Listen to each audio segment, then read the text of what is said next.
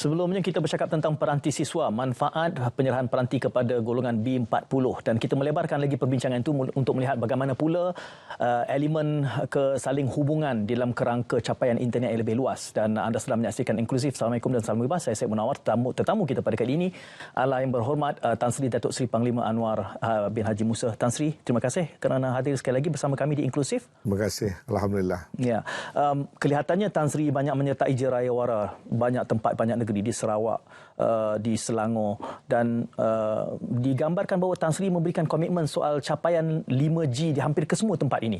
Sedangkan kita tahu cabarannya adalah besar. Jadi apa sebenarnya kesediaan kita untuk menawarkan 5G ini? Saya merasakan sebagai antara tugas yang paling penting saya sejak dilantik, berpindah daripada Kementerian Wilayah Persekutuan ke Kementerian KCOM adalah bagaimana nak melaksanakan agenda pendigitalan negara, agenda yang terkait dengan memastikan rakyat mempunyai perkhidmatan jalur lebar yang berkualiti tinggi serta meletakkan negara di saf hadapan dari segi penyediaan teknologi dan kemudahan yang saya merasakan merupakan satu prasyarat untuk negara bergerak ke hadapan. Oleh sebab itu, ada beberapa perkara yang saya lihat di mana kefahaman dan kesedaran masyarakat dan rakyat terhadap apa yang sedang dilakukan oleh kerajaan itu perlu saya tuntaskan. Kerana soal telekomunikasi ini kadang-kadang perkara yang tidak nampak. Yang nampak pada pengguna adalah sejauh mana speed ataupun coverage yang mereka alami tentang pelaksanaan programnya, pembinaan towernya, upgrading menara-menara perkhidmatan, pemasangan fiber optik dan sebagainya, dan teknologi yang dipakai serta jumlah pelaburan yang perlu diadakan itu boleh dikatakan tidak ada dalam kefahaman masyarakat.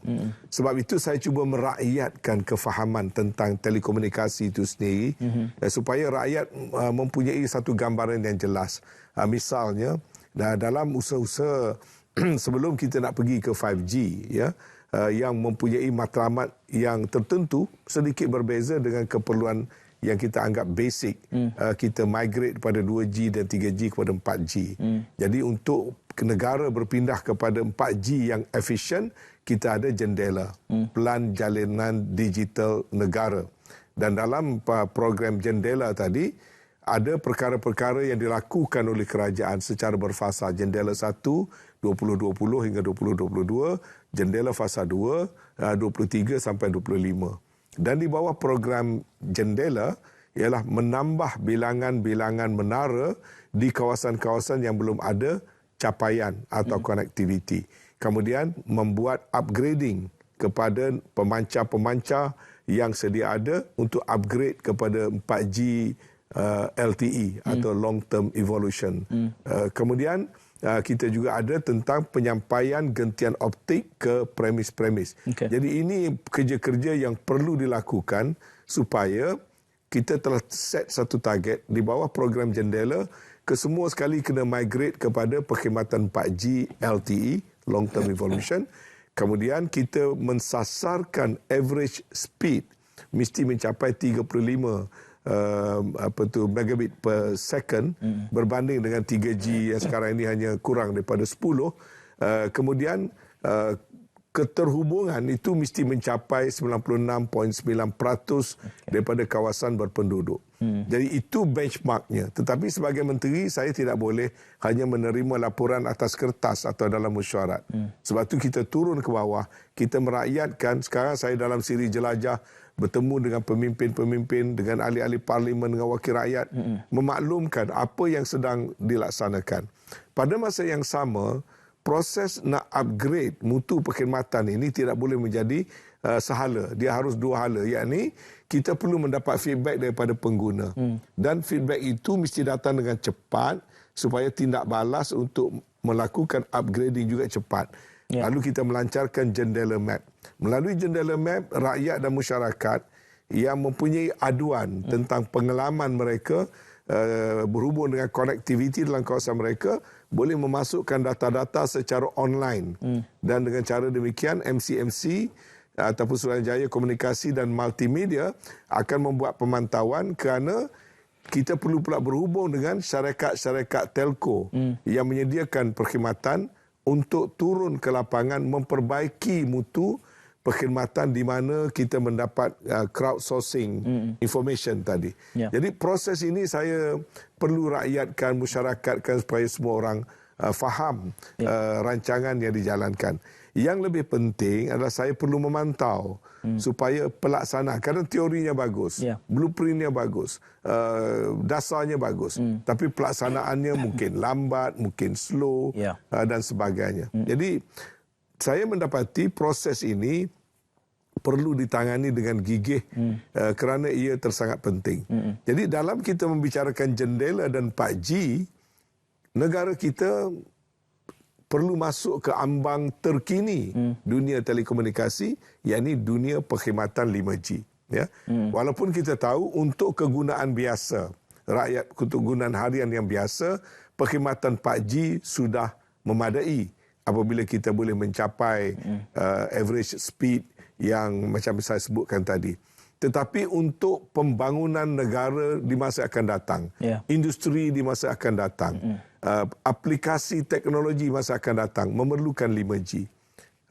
5G ini lebih kepada keperluan industri, lebih kepada keperluan-keperluan aplikasinya yang akan mengubah kaedah kita menguruskan perniagaan, kaedah kita menguruskan urusan-urusan logistik dan sebagainya, memerlukan kepada 5G. Sama ada negara lain akan datang melabur atau tidak dalam negara kita, mereka akan juga bertanya sama ada kita ada perkhidmatan 5G ataupun tidak. Jadi, sementara kita nak menyempurnakan agenda jendela di bawah program 4G yang akan berjalan sepanjang rancangan Malaysia ke-12 dalam 2 fasa, sekaligus kita mula melancarkan 5G berjalan secara seiring melalui satu konsep single wholesale network system yang dikendalikan oleh satu entiti yang dinamakan DNB. Jadi ada yang bertanya pada saya, kenapa saya pergi ke mana, ke Selangor, pergi ke Melaka, saya menyebutkan negeri-negeri itu prioriti. Ini mungkin orang kata, ini macam janji kosong ke? Ataupun ini orang kata nak manis mulut ke? Sebenarnya tidak.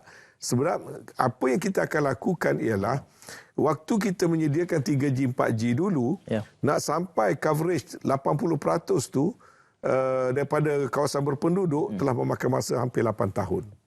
Tetapi untuk 5G kali ini kita susun satu kerangka kerja dan roll out di mana dalam tempoh 3 tahun kita mesti cover 80%. Jadi kalau yang dulu makan masa 8 tahun, kali ini makan masa dalam masa 3 tahun.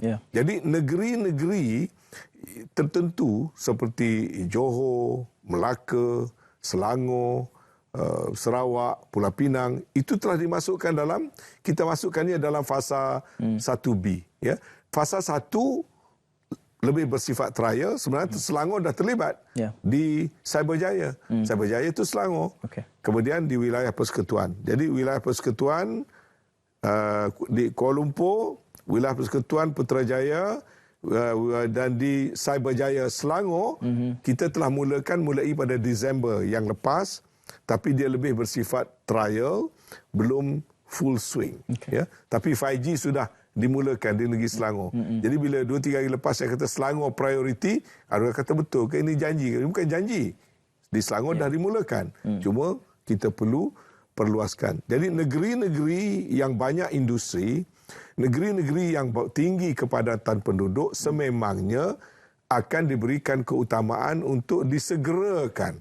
Tapi negeri-negeri lain juga tidak terlalu jauh ke belakang sebab dalam masa 3 tahun semua negeri-negeri yang termasuk dalam kategori 80% kawasan berpenduduk akan mendapat capaian 5G. Dan itu yang sedang kita lakukan sekarang. Tan Sri, saya suka apabila Tan Sri menyebutkan bahawa kita perlu gigih melakukan ini.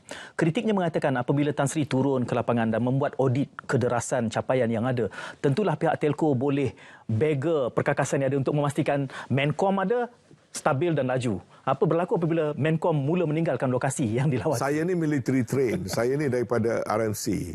Saya tidak gemar bercakap yang tidak seiring dengan tindakan. Ya, kita mesti memastikan yang penting itu adalah tindakan. Dan kita tidak ada banyak masa untuk berlengah-lengah. Kita juga tidak ada banyak masa untuk memberi alasan sebab dunia tidak menunggu kita. Kalau negara kita nak maju, sistem telekomunikasi dalam negara kita mesti berada di saf hadapan.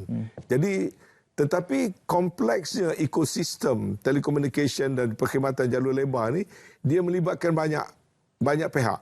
Di satu pihak kita ada regulator, iaitu di bawah kementerian, kita ada Suruhanjaya Komunikasi dan Multimedia.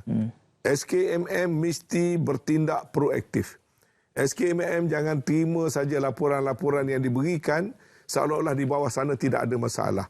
SKMM mesti lebih proaktif untuk mengarahkan telcos yang memberikan perkhidmatan kalau perkhidmatan mereka tidak bermutu. Malah SKMM kena tegas kalau mereka tidak memenuhi syarat-syarat tertentu mengikut Akta Komunikasi dan Multimedia. Kalau mereka patut didenda, mereka patut didenda. Kalau mereka patut direprimand, mereka harus direprimand.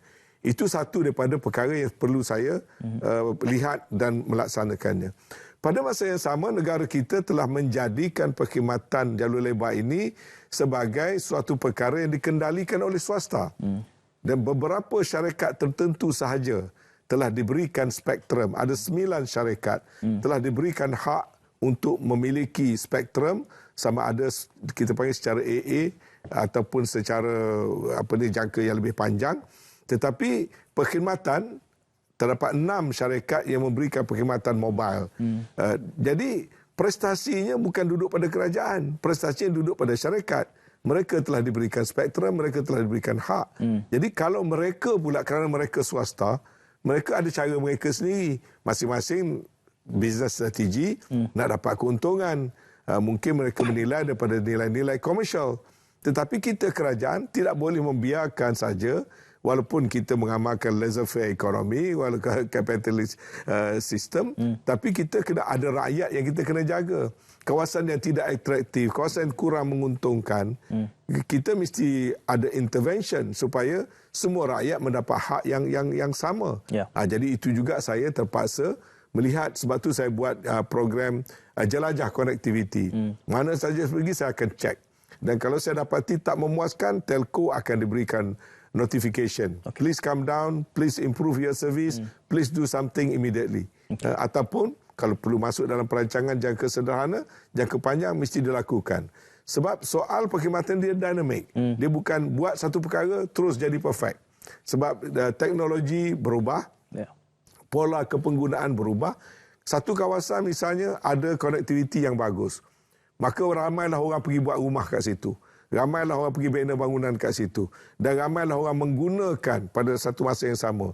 Terus pengalaman kita dah berbeza. Tempat yang dulu konektiviti bagus, dah jadi konektivitinya ataupun kualiti dan speednya dah jadi tak bagus. Ini dia dynamic. Dan kita kena ada lagi adjustment dan sebagainya. Kalau dulu kawasan yang ada gentian copper, sudah ada ketersambungannya. Tapi sekarang ni bila ramai orang guna, kita perlukan data yang lebih banyak untuk dibawa dalam satu kawasan, maka itu terpaksa ditukarkan dengan gentian optik. Ataupun setengah kawasan dulu kita menggunakan konsep satellite dan wireless yang kita tahu tidak begitu stable. Maka bila dah ramai orang, penduduk makin bertambah, kita terpaksa menggunakan fixed line, memastikan tiap-tiap rumah menerima fixed line dan sebagainya. Jadi ini dia terus berterusan. Dia bukan macam buat jalan. Buat jalan selesai, tinggal okey. Buat jambatan selesai, okey. Tapi telekomunikasi ni dia dinamik, dia berubah. Dari segi teknologi dia berubah, pola kepenggunaan dia berubah dan sebagainya. Jadi dia satu benda yang sangat kompleks. Sebab itu kena bekerja keras. Kena bekerja keras. Jadi ada MCMC, ada telcos, kemudian of course ada kementerian yang perlu supervise. Jadi ini semua perlu diurus tadbirkan dengan cara yang bersungguh-sungguh, perlu bekerja keras. Saya tahu kalau dulu telekomunikasi tak dibincangkan sangat, tak dibicarakan sangat. Sekarang tidak boleh. Semua orang kena mengambil berat. Itu baru pada sudut infrastrukturnya. Tapi bagaimana sudut aplikasinya, itu yang lebih penting. Kalau kita mengadakan kemudahan jalur lebar, matlamat akhir tak sampai di situ. Kita nak tengok rakyat kita benefit dan rakyat kita boleh menggunakannya. Maka timbul pula soal kepenggunaannya. Maka kita terpaksa upgradekan kita punya pusat internet menjadi pusat ekonomi digital. Terbaru saya melancarkan pula mercu ekonomi digital ataupun MEDI. Ada PEDI, ada MEDI. Dulu orang tak pernah dengar pun istilah itu. Saya kena perkenalkan. Kemudian kita melancarkan pula melalui multimedia, melalui MDEC, ya, kita melancarkan pula program Saya Digital. Kempen supaya rakyat migrate kepada digital economy, business online dan sebagainya. Jadi, satunya infrastruktur. Keduanya adalah soal aplikasinya. Belum lagi saya membicarakan soal bagaimana industri kita perlu berubah kepada pendekatan yang menggunakan konsep Fourth Industrial Revolution.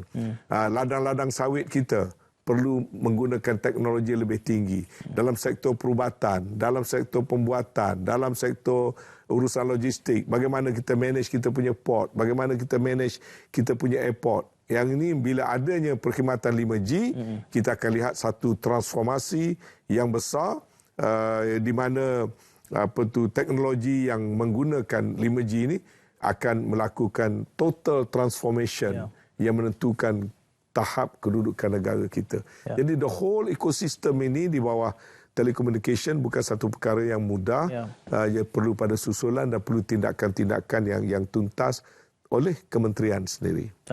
Tan Sri menyebut soal DNB dan option SWN melibatkan equity dipegang oleh telco. Ini hasil daripada polemik yang pernah kita bincangkan sebelum ini. Dan tidakkah ini membentuk satu pendekatan yang monopolistik untuk capaian 5G? Apa jaminan manfaat nilai ini akan sampai kepada rakyat apabila ia bersifat monopolistik dan tidak ada persaingan? Saya sedar bila perkara ini, polemik ini timbul, saya nekat untuk menyelesaikan dalam masa yang cepat. Saya tidak mampu untuk melihat perebutan ataupun polemik ataupun macam-macam perkara yang mengganggu perjalanan pembangunan untuk rakyat. Dan itulah yang kita lakukan, di mana saya dan juga termasuk juga Menteri Keuangan dan sebagainya telah membuat engagement yang ekstensif dengan wakil-wakil rakyat, dengan ahli parlimen, dengan pembangkang, dengan kerajaan, dengan semua syarikat-syarikat telco, dengan mereka-mereka yang pakar tentang apa yang diperdebatkan, sama ada kita patut menggunakan single wholesale network ataupun multi wholesale network system ataupun dual wholesale network yang menjadi perdebatan. Dan ada tuduhan menyatakan ini adalah satu kaedah kerajaan memonopoli melalui DNB tentang perkhidmatan 5G, sedangkan perkhidmatan 4G itu dilakukan oleh syarikat-syarikat telco tanpa ada penglibatan kerajaan. Saya perlu buat satu penjelasan secara yang tuntas tentang perkara ini. Saya dah katakan tadi, pengalaman kita daripada 2G, 3G kepada 4G telah memakan masa 8 tahun sebelum rakyat dapat menerimanya. Sehingga kita terpaksa melancarkan program jendela untuk kita memperbaiki perkhidmatan itu. Bila 5G kita hanya nak buat dalam masa 3 tahun, kita tidak mampu nak melihat syarikat ini compete satu sama lain. Cuba bayangkan pada 5G ini kena ada banyak menara. Jadi kalau setiap syarikat buat menara sendiri, dalam bandar Kuala Lumpur akan penuh dengan menara-menara 5G. Sedangkan kita perlu hanya single highway. Lebih efisien, tidak bertindih dan kita akan dapat uruskannya dengan lebih baik. Jadi itulah lahirnya konsep single wholesale network di mana DNB tidak monopoli. DNB cuma single provider in term of infrastructure. Namun begitu, oleh kerana ada aduan kata mereka tak dapat menyertai mereka dah ada infrastruktur dan sebagainya, lalu kerajaan setuju untuk membuat modifikasi. Okey, 70% kita bagi pada syarikat. Tapi still single platform. DNB sahaja yang akan menguruskan soal infrastruktur, soal membina highway. Syarikat kena compete perkhidmatan kepada rakyat. Bila syarikat compete perkhidmatan, mereka lebih efisien. Rakyat akan untung. Begitu juga bila infrastruktur itu kita sediakan oleh satu syarikat, kos dapat kita bawa lebih rendah. Bila kos infrastruktur rendah, kita harap rakyat juga mendapat perkhidmatan 5G pada harga yang lebih rendah.